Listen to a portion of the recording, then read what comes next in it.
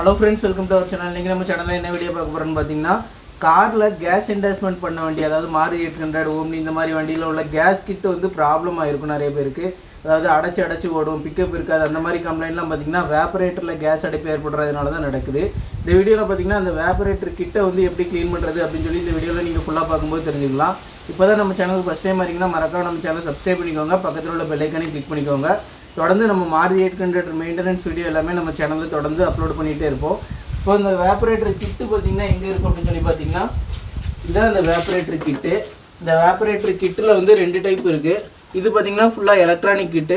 இதுல இன்னொரு டைப் இருக்கு வேக்கம் டிப், வேக்கம் கிட் அப்படினு சொல்லிட்டு. வேக்கம் கிட் எப்படி ஒர்க் ஆகும் அப்படினு சொல்லி பாத்தீங்கன்னா நம்ம வண்டி கிராங்க் ஆக தான் அந்த கேஸ் ஃப்ளோ வந்து இன்டேக் அதாவது கார்பரேட்டருக்கு போகும். அந்த ஃபங்க்ஷன்ல ஒர்க் ஆகும். எலக்ட்ரானிக் கிட் எப்படின்னா நம்ம சொலினாய்டுக்கு சப்ளை போனாலே ஆட்டோமேட்டிக்காக கேஸ் சப்ளை போக ஆரம்பிச்சிடும். இது வந்து அட்வான்ஸ்டு. இதோடையுமே பார்த்தீங்கன்னா இப்போ வரக்கூடிய கார்லலாம் பார்த்தீங்கன்னா டேரெக்டாக இன்டேக் மேனிஃபோல்ட்லேயே வந்து 3 ஹோல் போட்டு அதுலேயுமே கேஸ் ஃபிட்டிங் பண்ணியிருப்பாங்க. அது ஸ்டாக் அப்படின்னு சொல்லுவாங்க. நம்ம இந்த பழைய மாடல் ஓம்னி அதாவது கார்பரேட்டர் டைப் வண்டியில் ஃபுல்லாகவே இந்த மாதிரி தான் கிட்டு கொடுத்துருப்பாங்க. இதில் சில வண்டியில் பார்த்தீங்கன்னா உங்களுக்கு சோக்கு கொடுத்துருப்பாங்க, எலக்ட்ரானிக் சோக்கு. இந்த வண்டியில் இதில் பார்த்தீங்கன்னா சோக்கு இல்லை. இப்போ ஃபஸ்ட்டு இதை டிஸ்மேண்டல் பண்ணிக்கலாம். இதில் என்னென்ன கனெக்ஷன் இருக்கும் அப்படின்னு சொல்லி பார்த்தீங்கன்னா இந்த ஓஸ் பார்த்தீங்கன்னா நம்ம கார்பரேட்டருக்கு இன்னாகும். அதே மாதிரி பார்த்தீங்கன்னா 2 கூலண்ட் வாட்டருக்கு வரக்கூடிய ஓஸ், 2 ஓஸ் வந்து இந்த வேப்பரேட்டருக்கு வரும். அதே மாதிரி கிளாஸ் ஃப்ளோ இதான் வந்து நம்மளுக்கு கேஸ் டேங்க்லேருந்து இங்கே வரும். இந்த ப்ராசஸ் நம்ம இதை ரிமூவ் பண்ணுறதுக்கு முன்னாடி நம்ம முக்கியமானது என்ன பண்ணணும் அப்படின்னு சொல்லி பார்த்தீங்கன்னா கேஸ் டேங்கில் உள்ள கேட் வால்வு, அந்த வால்வை வந்து நம்ம அடைச்சிடணும். அடைச்சிட்டு தான் நம்ம இதை கலத்தணும். இப்போ நம்ம ஃபஸ்ட்டு ப்ராசஸாக அதை அடைச்சிடலாம். இப்போ நம்ம 800ல் பார்த்தீங்கன்னா கேஸ் டேங்க் ரவுண்டு டைப் தான் கிடக்குது. இந்த ரவுண்டு டைப்பு கேஸ் டேங்கில் நம்மளுக்கு என்ன அட்வான்டேஜ் அப்படின்னா நம்ம லக்கேஜ்லாம் நம்ம ஈஸியாக கேரி பண்ணிட்டு போய்க்கலாம். இதில் சிலிண்டர் டைப்பும் வரும். அந்த சிலிண்டர் டைப்லனா நம்ம கேஸ் ஸ்டோரேஜ் வந்து அதிகமாக பண்ணிக்கலாம். ஃபஸ்ட்டு வந்து நம்ம கேஸ் டேங்கோட கேட் வால்வை தான் நம்ம க்ளோஸ் பண்ணணும். இதான் அந்த கேட் வால்வு. இது சில வண்டியில் பார்த்திங்கன்னா 3 டைப்பில் கொடுத்துருப்பாங்க. இந்த மாடலில் இந்த டைப்பு. இப்போ இந்த வால்வை வந்து நம்ம கம்ப்ளீட்டாக அடைச்சிடலாம். இதை அடைச்சிட்டா என்ன ஆகும் அப்படின்னா நம்மளுக்கு கேஸ் ஃப்ளோ உள்ளேயும் ஏற்ற முடியாது. அதாவது கேஸ் ஏற்றக்கூடிய இடத்துல இருந்தும் கேஸ் போகாது. அதே மாதிரி கேஸ் டேங்கில் இருந்தும் பார்த்திங்கன்னா கார்பரேட்டருக்கு அவுட் ஆகாது, வேப்பரேட்டருக்குள்ளே போகாது. இது நம்மளுக்கு சேஃப்டி ஃபீச்சருக்காண்டி நம்ம இதை ஃபஸ்ட்டு பண்ணுறோம். இது எதுக்காண்டிலாம் பார்த்திங்கன்னா இந்த கேட் வால்வ் யூஸ் ஆகும். சப்போஸ் ஒரு எமர்ஜென்சி சுச்சுவேஷன் எதுவும் ஃபயர் ஆகிற மாதிரி உங்களுக்கு கருகின வாடை அந்த மாதிரி அடிச்சதுன்னா டக்குன்னு இந்த மாதிரி இந்த கேட் வால்வை வந்து அடைச்சிடணும். ரொம்ப சேஃப்டி தான். இப்போ நம்ம வேப்பரேட்டரை கலத்த ஆரம்பிக்கலாம். இப்போ பார்த்திங்கன்னா ஃபஸ்ட்டு நம்ம ரிமூவ் பண்ணக்கூடியது நம்ம அந்த சொலினாய்டுக்கு வரக்கூடிய கிளிப்பெல்லாம் ரிமூவ் பண்ணிடணும். எல்லாமே பிளக்கிங் கிளிப்பு தான், நார்மல் சொருகு கிளிப்பு தான். அதை ரிமூவ் பண்ணிக்கணும். வேப்பரேட்டரை கலத்துறதுக்கு முன்னாடி நம்ம கலத்தக்கூடியது பார்த்திங்கன்னா கேஸ் ஓஸு. இதுதான் கேஸ் இன்புட் ஆகக்கூடிய ஓஸு.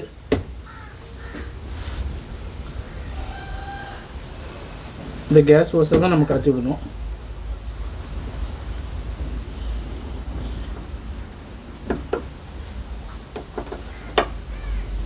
இது வந்து டெஃப்லான் போட்டிருப்பாங்க லீக் ஆகக்கூடாதுங்கிறதுக்காண்டி.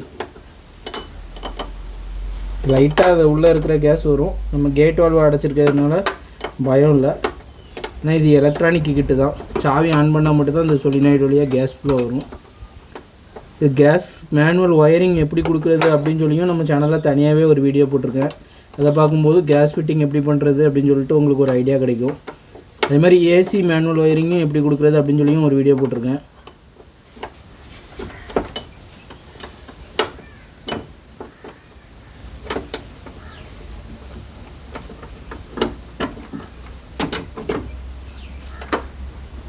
கம்ப்ளீட்டாக எடுத்தாச்சு. கொஞ்சம் த்ரெட் அதிகமாகும், அவ்வளோதான்.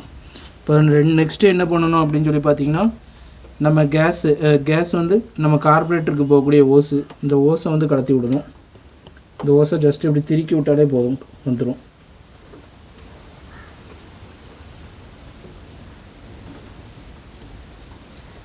இந்த மாதிரி ஓஸோட சேர்த்து அப்படி திருக்கி எடுத்திங்கனாலே வந்துடும்.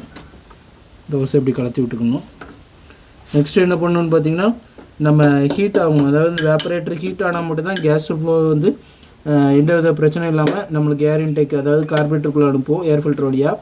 அதனால் நம்ம இந்த 2 வாட்ரு ஓஸையுமே நம்ம கலத்தி விட்டுறணும்.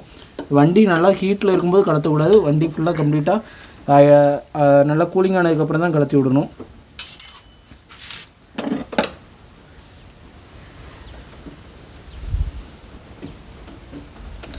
இதெல்லாம் கிளிப்பு போட்டு தான் டைப் பண்ணிடுவாங்க. நம்ம இதில் கூலண்ட்லாம் ஊற்றலை, அதனால் இந்த பைப்பில் உள்ள ஓஸ் போனாலும் பிரச்சனை இல்லை அப்படின்னு சொல்லிட்டு கலத்தி விடுதேன். கூலண்ட் எதுவும் ஊற்றிருந்திங்கன்னா முன்னாடியே ட்ரைன் பண்ணிவிட்டு நீங்கள் இதை கலத்த ஸ்டார்ட் பண்ணலாம். அவ்வளோதான். பார்த்திங்கன்னா இது வழியாக தண்ணி தான் வரும், கூலண்ட் வாட்டர் தான்.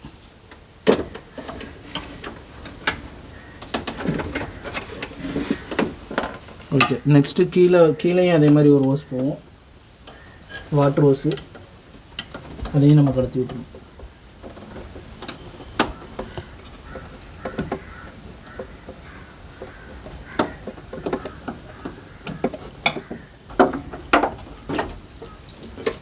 இப்போ பார்த்திங்கன்னா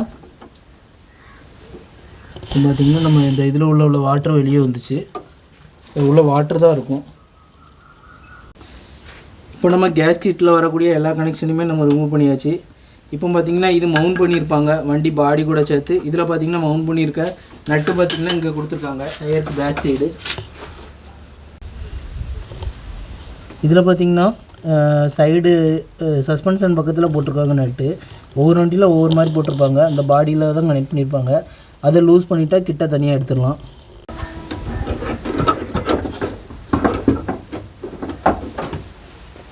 இப்போ பார்த்திங்கன்னா கிட்ட நம்ம ரிமூவ் பண்ணியாச்சு.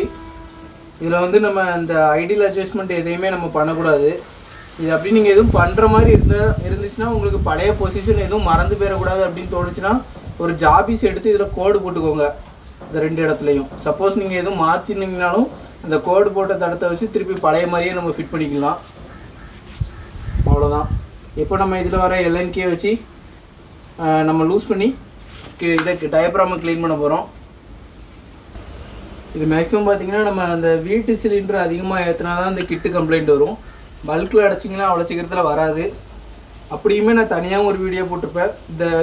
இந்த ஸ்க்ரூமர் இருக்குல்ல, அந்த இதை கலத்தி விட்டு ஒரு பர்டிகுலர் கேஸ் இன்டர்வலுக்கு ஒரு டைம் இந்த மாதிரி கலத்தி விட்டு நீங்கள் அதில் உள்ள டஸ்ட்டை ஃபுல்லாக வெளியே எடுத்துட்டிங்கன்னா கேஸ் கிட்ட அடைக்காது. இப்போ இதை க்ளீன் பண்ணலாம். இது க்ளீன் பண்ணுறது தின்னர் யூஸ் பண்ணி தான் நம்ம க்ளீன் பண்ண போகிறோம். இப்போ நீங்கள் பார்த்தீங்கன்னா இந்த கேஸில் உள்ள அந்த கழிவு இது அந்த நம்ம வீட்டு சிலிண்டர் ஏற்றினாலே இந்த ப்ராப்ளம், இந்த மாதிரி கழிவு தான் வரும்.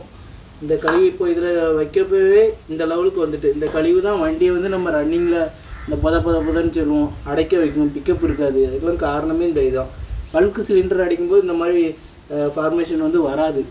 அதனால தான் மேக்ஸிமம் பல்க் சிலிண்டர் அடைக்க சொல்லுவாங்க. பல்கில் அடைக்கும்போது நம்மளுக்கு மைலேஜ் அந்த அளவுக்கு கிடைக்காது, ரேட்டும் இப்போ கூட்டிட்டாங்க. ஆனால் வீட்டு சிலிண்டர் அடைக்கும்போது பார்த்திங்கன்னா மைலேஜ் எனக்கு தெரிஞ்சு 800 400 கிலோமீட்டர் எனக்கு கிடச்சிருக்கு.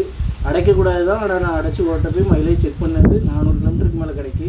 பல்கில் அடைக்கும்போது கொஞ்சம் மைலேஜ் கம்மி, ஆனால் பல்கில் அடைக்கிறது நம்மளுக்கு சேஃப்டி அதிகம். இப்போது இதில் பார்த்திங்கன்னா அலங்கி போல்ட்டு தான் போட்டிருப்பாங்க. மொத்தம் 6 நட்டு போட்டிருக்காங்க. 6 இதையுமே நம்ம எலங்கி யூஸ் பண்ணி லூஸ் பண்ணிக்கணும். ஒன்றும் பெரிய வேலைலாம் ஒன்றும் பார்க்க போகிறது கிடையாது. எல்லாத்தையுமே கலத்தி அப்படியே க்ளீன் பண்ணி திருப்பி மாட்ட போகிறோம். எப்படி நம்மளுக்கு கார்பரேட்டர் கம்ப்ளைண்ட் நம்ம எப்படி க்ளீன் பண்ணி மாட்டுவோமோ அதே மாதிரி தான் இந்த வேப்பரேட்டர் கம்ப்ளைண்ட்னா க்ளீன் பண்ணி மாட்டணும். கேஸுக்கு இது, பெட்ரோலுக்கு கார்பரேட்டர் அந்த மாதிரி தான். டீசல்னால் அந்த பம்பு, இதுதான் நம்மளுக்கு ஃபியூலு சரியாக சப்ளை பண்ணி கொடுக்குறது. இந்த மாதிரி முக்கியமான மேஜர் காம்பனன்ட்ஸு. இதிலே நிறைய கம்பெனி இருக்குது. ஒவ்வொரு கம்பெனியும் ஒவ்வொரு மாடலில் இருக்கும். ஆனால் பேசிக் கான்செப்ட் எல்லாமே இதுதான். வாட்டர் லைன் போகும், கேஸ் அவுட் ஆகும், கேஸ் இன் ஆகும், சொலினாய்டு வரும். சில இதில் நம்ம சோக்கு கொடுத்துருக்கிறதுல இந்த சென்டரில் சொலினாய்டு போட்டிருப்பாங்க. இந்த லோவட்டோன்னு சொல்லி ஒரு பிராண்ட் இருக்குது, அது நல்லாயிருக்கும். இப்போ சப்போஸ்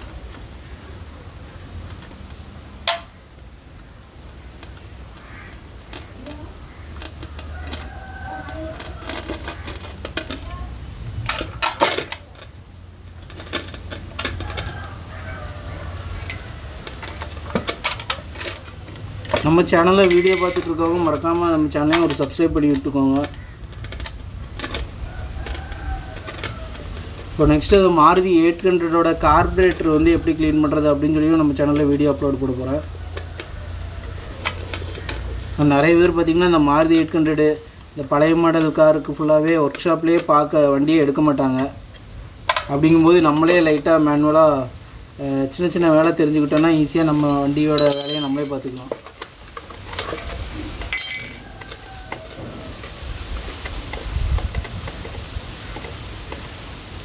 இந்த ஒரு இடத்துல பாடி எர்த்து கொடுத்துருப்பாங்க. இந்த பாடி எர்த்து சொலினாய்டுக்கு இது நம்ம டைரெக்டாக நம்ம கொடுக்கனாலும் கொடுத்துக்கலாம், ஒன்றும் பிரச்சனை இல்லை.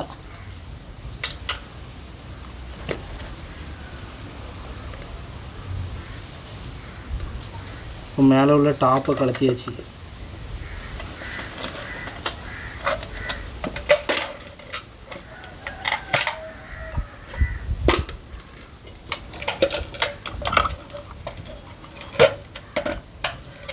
பாருங்க எப்படி இருக்குது பாருங்கள், தார் மாதிரி இருக்குது.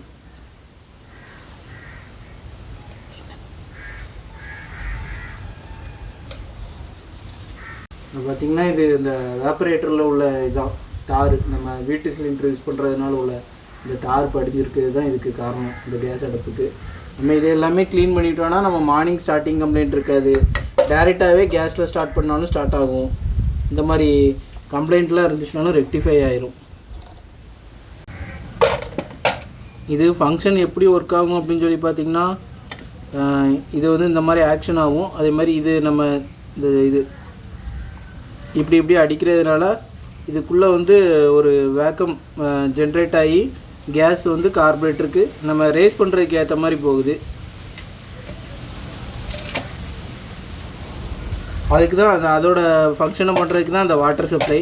இப்போ நம்ம இதை எதை வச்சு க்ளீன் பண்ணலான்னு பார்த்தீங்கன்னா, ஒன்று பெட்ரோலை வச்சு க்ளீன் பண்ணலாம், இன்னொன்று பார்த்திங்கன்னா இல்லைனா நம்ம தின்னர் யூஸ் பண்ணி க்ளீன் பண்ணிக்கலாம். இப்போ இதில் வந்து நம்ம தின்னர் தான் யூஸ் பண்ணி க்ளீன் பண்ண போகிறோம். அதே மாதிரி இந்த மெட்டீரியல்லாம் ரொம்ப சாஃப்டாக இருக்கும். இதுதான் அந்த டயப்ராம், ரொம்ப சாஃப்டாக இருக்கும். இதில் நம்ம ஏதாட்டும் ஒரு சின்ன நகம் பட்டுனாலும் இது ஓட்ட விழுந்துடும், வேறு திருப்பி நம்ம புதுசு தான் போடுற மாதிரி ஆயிடும். அதனால் இதை நம்ம சேஃப்டியே தனியாக எடுத்துடும். கடைசியாக க்ளீன் பண்ணும்போது மட்டும்தான் நம்ம இதை யூஸ் பண்ணணும். அதே மாதிரி இதுக்கு பேக் சைடு பார்த்திங்கன்னா அலன்கி வரும், இதையும் நம்ம லூஸ் பண்ணிடணும்.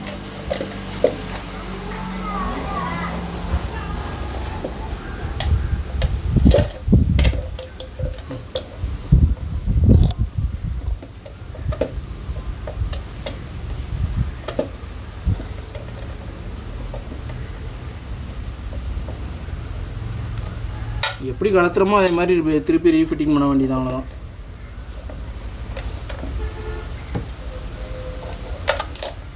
ரொம்ப டைட்டாக இருந்துச்சுன்னா இந்த மாதிரி ஒரு சின்ன பைப்பை வச்சு கலத்துனீங்கன்னா வந்துடும். எல்என்கி செட்டும் வாங்கிக்கலாம். எல்என்கி செட்டு பார்த்திங்கன்னா 160 ரூபா தான் வரும். எதுக்குனாலும் யூஸ் ஆகும். வண்டியில் போல்டு நெட்டு மாதிரி இப்போ எல்என்கியும் நிறைய இடத்துல போடுறாங்க.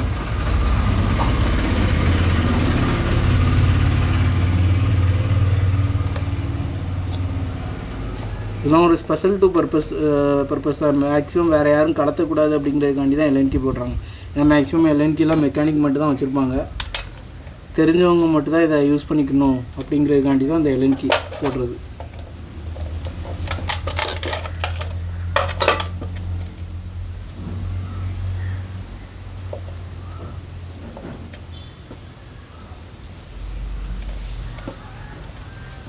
நம்ம வண்டியிலையுமே அடைப்பு வர ஆரம்பிச்சிட்டு, அதுக்காண்டி தான் இதை க்ளீன் பண்ணி போடுறேன்.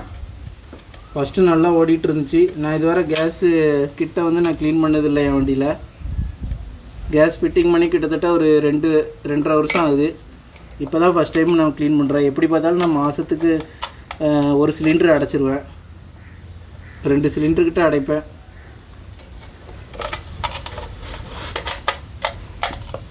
பெட்ரோல் போடுறது ரொம்ப கம்மி தான், ஃபுல்லாக கேஸில் தான் ஓடுது.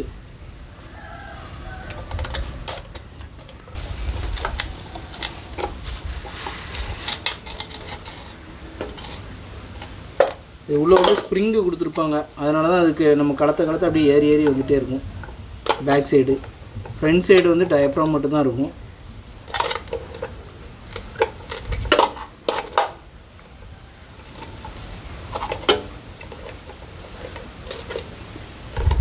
முடிஞ்சால் அதை கலத்தும் போதுலாம் பேட்ரி ஒயரையுமே கலத்தி விட்றது நல்லது தான். தெரியாதவங்க இந்த மாதிரி கலக்கவே ட்ரை பண்ணாதீங்க. பேசாமல் ஒர்க் ஷாப் போயிட்டு அங்கே கொடுத்து மாட்டுறதே பெஸ்ட்டு. கொஞ்சம் ஓரளவு எப்படி மாட்டணும் அப்படின்னு சொல்லி தெரிஞ்சவங்க மட்டும் இதை பண்ணால் யூஸ்ஃபுல்லாக உங்களுக்கு. ஒர்க் ஷாப் போனீங்கன்னா இந்த லேபர் காஸ்ட்டு வரும், அவ்வளோதான்.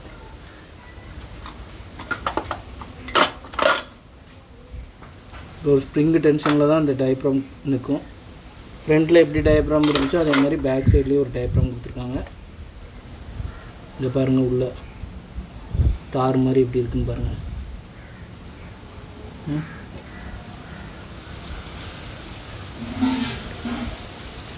பாருங்கள், தார் மாதிரி இருக்குது பாருங்கள்.